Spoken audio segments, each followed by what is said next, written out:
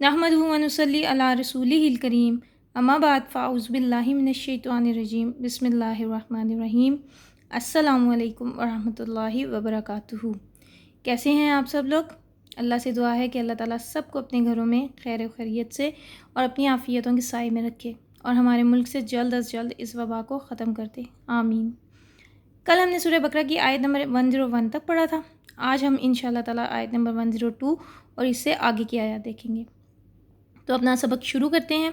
रब्बी इश्रह ली सदरी व यस्सिर ली अमरी वाहलुल उक़दतम मिन लिसानी यफ़क़हू क़ौली रब्बना ज़िदना इल्मा अल्लाहुम्मा फ़क़्क़िहना फ़िद्दीन इलाही आमीन या रब्बल आलमीन। सूरह बकरा आयत नंबर 102। वत्तबऊ मा तत्लु शयातीनु अला मुल्की सुलेमाना वमा कफ़रा सुलेमानु वलाकिन्न शयातीना कफ़रू युअल्लिमूनन नास सिहरा। और इन हज़लियात के पीछे लग गए जो सुलेमान अलैहिस्सलाम के अहद सल्तनत में शयातीन पढ़ा करते थे। यहाँ पे हज़लियात से मुराद जंतर मंतर है। और सुलेमान अलैहिस्सलाम ने मुतलक कुफ़र की बात नहीं कही बल्कि शैतान ही कुफ़र करते थे और लोगों को जादू सिखाते थे।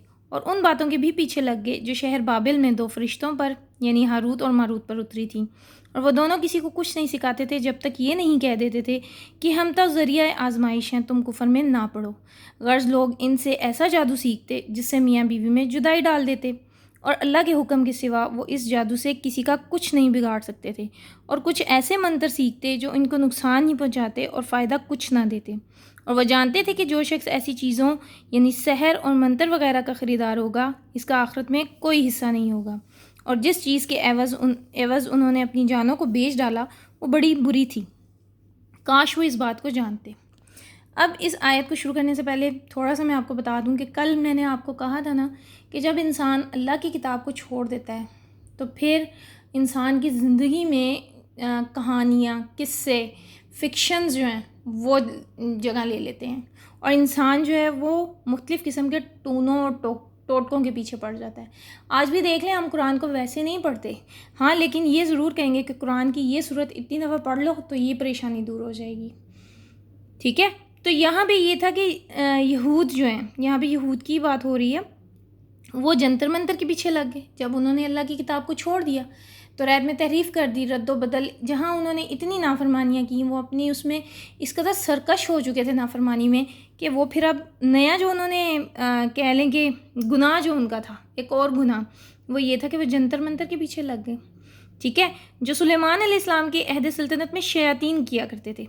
अब मैं आपको यहाँ से पहले एक बात और बता दूँ कि हज़रत सुलेमान अलैहिस्सलाम के ज़माने में सहर सीखने का बहुत चर्चा था, यानी जादू सीखने का। जब भी कोई पैगंबर आता था तो अल्लाह ताला उसको ऐसे मौज़े देते थे जो उस वक्त के उस ज़माने के हिसाब से होते थे। यानी हज़रत मूसा अलैहिस्सलाम के ज़माने में आपको पता है कि जादू बहुत ज़्यादा था, इसीलिए अल्लाह ताला ने उन्हें यद बैज़ा और असा का जो मौज़ा था वो दिया, जो कि सिर्फ जादूगर समझ सकता था कि ये जादू नहीं है। यानी उसको पता लग तभी तो वो जादूगर जो वो सजदे में अल्लाह के गिर गए थे। ठीक है, वो इसी वजह से क्योंकि अल्लाह ताला वक्त और मुनासबत के हिसाब से इंसान अपने पैगंबर को, अपने रसूल को मौज़े देकर भेजते थे। इसी तरह हज़रत सुलेमान अलैहिस्सलाम के ज़माने में जादू का जो है वो बहुत ज़्यादा चर्चा था। चुनांचे अल्लाह रब्बुल इज़्ज़त ने हज़रत सुलेमान अलैहिस्सलाम को ऐसे मौज़े अता किए जो कि साहिरों की बिसात से बाहर थे। यानी जादूगर ये काम नहीं कर सकता था। आपको पता है कि हज़रत सुलेमान अलैहिस्सलाम को हवा पर कुदरत हासिल थी कि वो आपके तख्त को जहाँ चाहते हैं आप ले जाते थे। इसके अलावा सर्कस जिन्नों पर भी आपने कंट्रोल किया हुआ था। ठीक है, जो कि आपके लिए मुश्किल से मुश्किल काम कर लेते थे। परिंदों की बोली भी आपको आती थी और वो आपकी बोली भी समझते थे। जब हज़रत सुलेमान अलैहिस्सलाम को जादूगरों का दौर दरा देखा, यानी उन्होंने देखा कि जादूगर इस कदर फैले हुए हैं और इतना ज़्यादा सहर जो है वो फैल चुका हुआ है, तो उन्होंने उनकी तमाम किताबें छीन कर जादूगरों की एक दफ्तर में रख दी थी। चुनांचे जब हज़रत सुलेमान अलैहिस्सलाम फोत हुए तो शैतान यहूदियों ने इल्ज़ाम लगाया कि हज़रत सुलेमान अलैहिस्सलाम की सल्तनत की ताकत की बिना जो है वही जादू था, वही जादू का इल्म था। और दलील उन्होंने ये पेश कर दी कि इनके दफ्तर में ही सहर की सारी किताबें पाई जाती हैं। चुनांचे अल्लाह ताला यहाँ पे अगली आयत में इस बात को भी रद्द कर रहे हैं कि सुलेमान अलैहिस्सलाम ने कुफ़र की बात नहीं की। जादू आपको पता है बहुत बड़ा कुफ़र है, शिर्क के बाद सबसे बड़ा गुनाह जो है वो जादू है। तो यहाँ भी अल्लाह ताला बयान करें कि सुलेमान अलैहिस्सलाम ने कुफ़र नहीं किया था, بلکہ شیطان ہی کفر کرتے تھے جو کہ لوگوں کو جادو سکھاتے تھے، اور ان باتوں کے بھی پیچھے لگ گئے جو شہر بابل میں 2 فرشتوں یعنی ہاروت اور ماروت پر اتری تھیں۔ اب اللہ تعالیٰ نے ان کی ایک اور آزمائش کی۔ اللہ تعالیٰ نے یہاں پہ ہاروت اور ماروت 2 فرشتوں کو بھیجا جو کہ لوگوں کو جادو اور معجزے میں فرق کی وجہ سے، یعنی معجزے اور جادو میں فرق سمجھانے کی بنا پر جو ہے لوگوں کو جادو سکھاتے تھے، اور لوگ ان سے جادو سیکھتے بھی تھے، لیکن وہ لوگوں کو جادو سکھانے سے پہلے یہ بات ضرور بتا دیتے تھے کہ ہم تو صرف ذریعہ آزمائش ہیں، تم کفر میں نہ پڑو، ٹھیک ہے۔ اس کے علاوہ لوگ ان سے اب جادو کون سا سیکھتے تھے؟ جس سے میاں بیوی میں جدائی ڈال دیتے تھے۔ آپ کو پتہ ہے زیادہ تر یعنی جادو جو ہے وہ کبھی بھی کسی بھلائی کے لیے نہیں ہوتا، کسی کی بھلائی کے لیے کبھی بھی کسی نے استعمال نہیں کیا۔ نبی کریم صلی اللہ علیہ وسلم پر بھی جادو ہوا تھا، لیکن وہ لبید بن عاصم ایک یہودی نے آپ صلی اللہ علیہ وسلم پر جادو کروایا تھا، ٹھیک ہے۔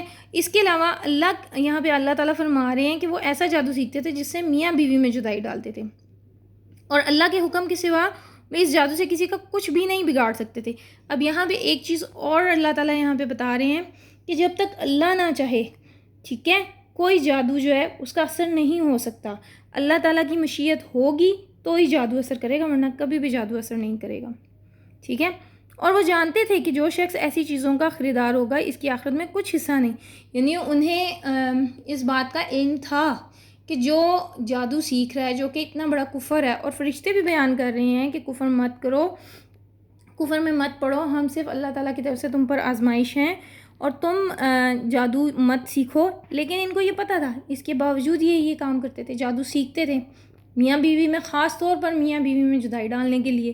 اور اس کے علاوہ ان لوگوں کا آخرت میں کچھ حصہ نہیں ہوگا، مطلب یہ کہ ان لوگوں کا آخرت میں اس لیے حصہ نہیں ہوگا کیونکہ انہوں نے دنیا کے فائدے کی خاطر اپنی آخرت ختم کر دی، اپنی دنیا جو ہے اس کو حاصل کرنے کے لیے، دنیا کی چند روزہ زندگی کی آسائش کے لیے یا اس کے فائدے کے لیے انہوں نے اپنی آخرت کو برباد کر دیا، اور جس چیز کی عوض انہوں نے اپنی جانوں کو بیچ ڈالا وہ بہت بری تھی، کاش وہ اس بات کو سمجھتے۔ آگے اللہ تعالیٰ فرما رہے ہیں وَلَوْ أَنَّهُمْ آمَنُوا وَاتَّقَوْا لَمَثُوبَةٌ، اور اگر وہ ایمان لے آتے اور پرہیزگاری کرتے تو اللہ کے ہاں سے بہت اچھا صلہ ملتا، اے کاش وہ اس سے واقف ہوتے۔ یہاں پہ اللہ تعالیٰ یہی بیان کر رہے ہیں کہ اگر وہ جادو سیکھنے کی بجائے اور کفر میں پڑھنے کی بجائے ایمان لے آتے اور اللہ تعالیٰ کی یعنی احکامات پر عمل کرتے، تو توریت کے احکامات پر عمل کرتے، تو انہیں اللہ کے ہاں سے بہت اچھا صلہ ملتا، کاش وہ اس بات سے واقف ہوتے۔ آگے اللہ تعالیٰ فرما رہے ہیں یا ایھا الذین آمنوا لا تقولوا رائنا وقولوا انظرنا واسمعوا وللکافرین عذاب علیم، اے اہل ایمان، گفتگو کے وقت اللہ کے پیغمبر سے رائنا نہ کہا کرو، انظرنا کہا کرو، اور خوب سن رکھو، اور کافروں کے لیے دکھ دینے والا عذاب ہے۔ اب یہاں پہ ایک بات جو ہے اللہ تعالیٰ اہل ایمان سے کہہ رہے ہیں، اہل ایمان کو اللہ تعالیٰ نصیحت کر رہے ہیں کہ تم لوگ نبی کریم صلی اللہ علیہ وسلم سے یعنی ان کی محفل میں جب بیٹھو تو ان سے رائنا مت کہو۔ رائنا کا دراصل مطلب ہوتا ہے ہماری طرف نظر کیجیے، یا ہمیں جب کسی کو یعنی نبی کریم صلی اللہ علیہ وسلم کی محفل میں جب کسی کو کوئی بات سمجھ نہیں آتی تھی تو وہ رائنا کہتے تھے، اس کا مطلب ہوتا تھا کہ آپ ہمیں یہ بات ذرا دوبارہ سمجھا دیجیے، ٹھیک ہے۔ تو جب انہیں یہ بات سمجھ نہیں آتی تھی تو وہ رائنا کہتے تھے، لیکن آپ کو پتہ ہے یہودیوں کی عادت زبان کو توڑ مروڑ کر بات کرتے تھے، جیسے میں نے آپ کو بتایا انہوں نے حتتن اللہ تعالیٰ نے کہا تھا تو انہوں نے ہنتتن کہہ دیا۔ اس کے علاوہ اللہ تعالیٰ نے کہا تھا اللہ تعالیٰ نے کہا تھا سمینا و اطعنا، لیکن انہوں نے کہا سمینا و عصینا، یعنی زبان کو توڑ مروڑ کر لفظ کا مطلب بدل دیتے تھے۔ اسی طرح یہاں پہ جو لفظ ہے رائنا کا مطلب ہوتا ہے ہماری طرف نظر کیجیے، ہماری طرف ہماری رعیت کیجیے، لیکن اس کے علاوہ رائنا جو ہے اس کا مطلب ہوتا ہے کہ اے چرواہے۔ تو جو یہود کے زیر اثر منافقین جو ہیں وہ رہے ہوئے تھے اور وہ اس محفل میں آتے تھے، یا یہود کے کچھ لوگ جو ہیں وہ بھی منافقین جو ہیں وہ جب نبی کریم صلی اللہ علیہ وسلم کی محفل میں آتے تھے تو وہ زبان کو توڑ مروڑ کر رائنا کہتے تھے۔ تو چنانچہ یہاں اللہ تعالیٰ نے ایمان والوں کو اس بات سے ہی منع کر دیا کہ آپ وہ لفظ ہی استعمال نہ کریں بلکہ انظرنا کہا کریں، جس کا مطلب ہے کہ ہماری طرف دیکھیے، ٹھیک ہے، اور آگے خوب سن رکھو، اور آگے یہ کہ آپ پہلے ہی بات اتنی غور سے سنیں اور خوب اچھی طرح سنیں کہ آپ کو یہ بات کہنی ہی نہ پڑے، کہ آپ کو انظرنا کہنا ہی نہ پڑے، یعنی آپ اتنا اچھی طرح نبی کریم صلی اللہ علیہ وسلم کی بات کو سنیے اور سمجھیے کہ آپ کو یہ لفظ نہ کہنا پڑے۔ یہاں ایک چیز اور آپ دیکھ لیجئے کہ اللہ تعالیٰ نے اہل ایمان سے مخاطب ہو کر اس لفظ کی ہی اللہ تعالیٰ نے نفی کر دی کہ آپ نے وہ لفظ ہی استعمال نہیں کرنا. اللہ تعالیٰ نے اس لفظ سے ہی منع کر دیا، بلکہ اس کا نیم البدل لفظ بتا دیا کہ آپ اس کی جگہ یہ لفظ استعمال کر لیں. ٹھیک ہے، آج ہم نے سورہ بقرہ کی آیت نمبر 101 سے 102 سے 104 تک پڑھی ہے. تو ہمارا وقت ختم ہو گیا. اللہ سے دعا ہے کہ اللہ تعالیٰ ہمیں صحیح طرح سے سمجھنے کی، پڑھنے کی اور عمل کرنے کی توفیق عطا فرمائے. میرے ساتھ رہنے کا اور اس کو سننے کا اور اس کو اپنے دلوں پہ کوشش کیجئے کہ آپ کے دل پر اثر کرے. اس کو سننے کا، میرے ساتھ رہنے کا بہت بہت شکریہ. جزاکم اللہ خیرا کثیرا. اللہ آپ کو اس کا بہترین اجر دے. السلام علیکم ورحمۃ اللہ وبرکاتہ.